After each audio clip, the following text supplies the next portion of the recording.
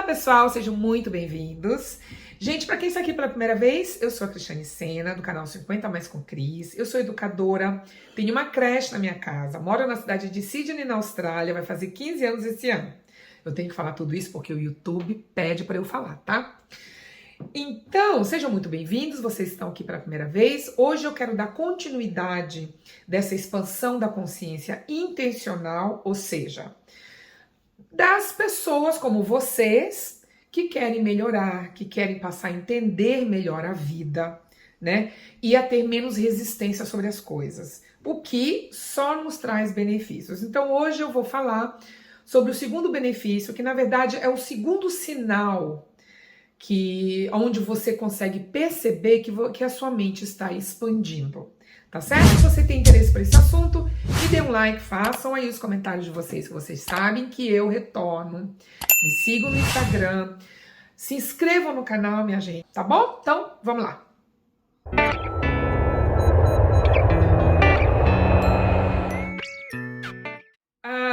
O primeiro benefício que eu falei num vídeo lá atrás, inclusive eu vou colocar aqui na descrição, que é a empatia. Como é que a gente consegue ter empatia, procurando ter, se interessando em ter. E o segundo benefício é ter uma relação com os outros, uma relação social muito melhor. E como que a gente chega a isso? Quebrando os valores, deixando de ter certas crenças, percebendo o porquê que a sociedade pede para isso e procurar querer não aceitar, não é? Afinal de contas, gente, a expansão da consciência, tudo começa com a pessoa querendo. E isso é para tudo, né? O minimalismo nos traz consciência para aquelas pessoas que querem, que se interessam por isso, não é? Porque também, se você não quiser, se você acha que tá tudo bem com você, ótimo! Então este vídeo não é para você, tá bom? Vá num outro canal, tente olhar outras coisas, mas aqui é um canal de reflexão, é um canal onde eu trago tudo que eu acho que é interessante para mim, como pessoa melhor que quero ser. Então, como é que a gente faz, como é que isso acontece, né? Com a percepção e com a reflexão das coisas.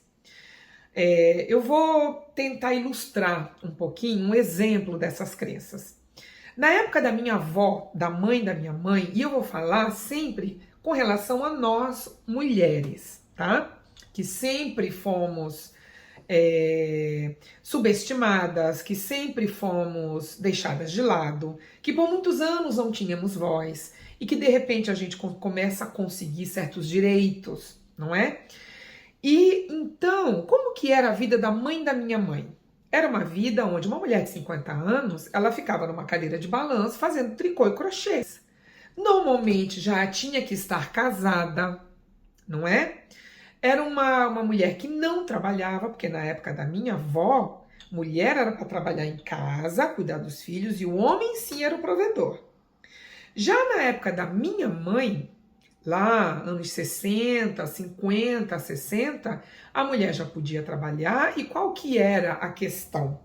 A questão era a virgindade, porque não podia se casar se não fosse virgem. Mulher que não era virgem até o casamento era uma mulher que não prestava, não é?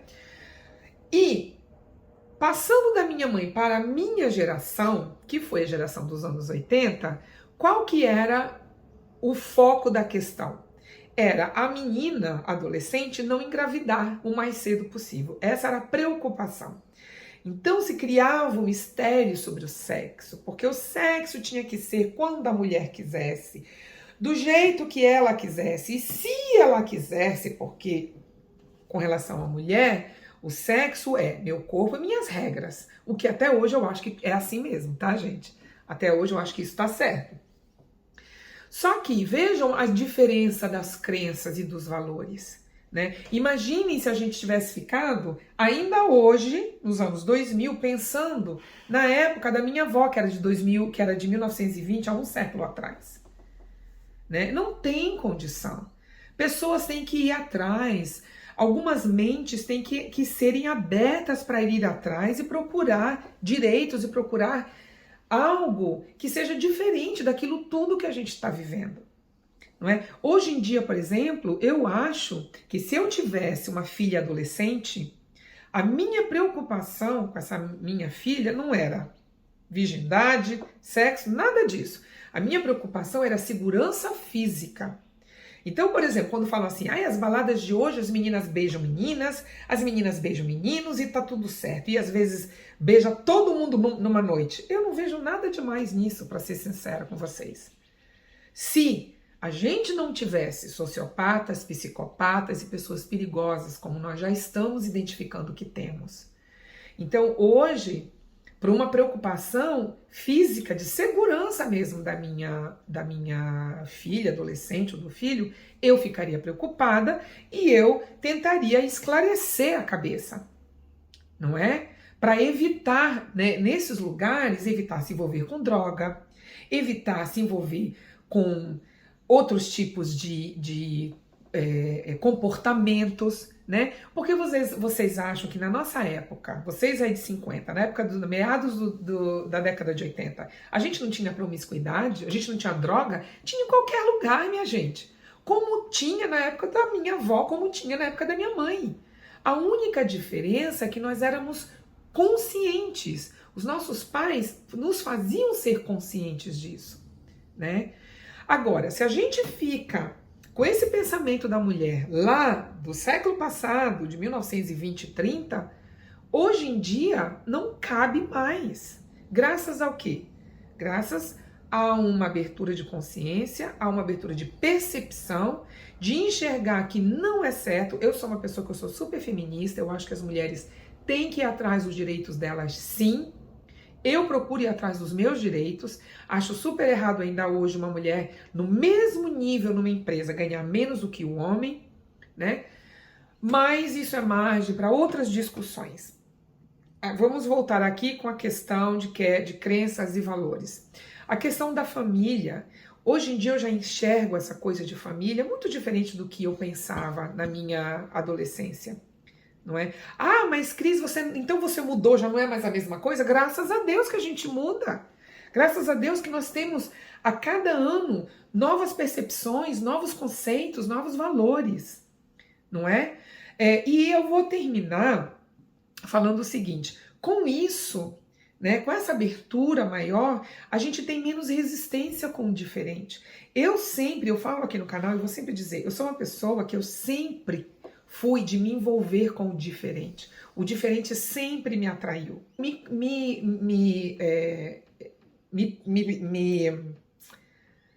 ponho a favor de experiências. Eu quero conhecer antes de julgar. E quando a gente começa a fazer isso, a gente passa a não julgar mais. E aí, gente, a gente começa a viver mais em paz, aceitar mais os diferentes. E isso eu digo principalmente para os pais. Gente, eu trabalho com criança, eu tenho a minha creche aqui e eu me preocupo demais com os pais que não estão preparados para entender que um filho ou uma filha podem ser homossexual, para entender que um filho e uma filha vão querer morar em outro país porque não se adequam àquele, ou que queiram ser artistas. Sabe, me preocupa muito, porque esses pais, eles não têm essa vontade de abrir a cabeça e de expandir a consciência deles, né? Eles preferem ser resistentes a isso. E é onde a gente tem muito problemas. Então é isso, minha gente. Eu vou ficando por aqui.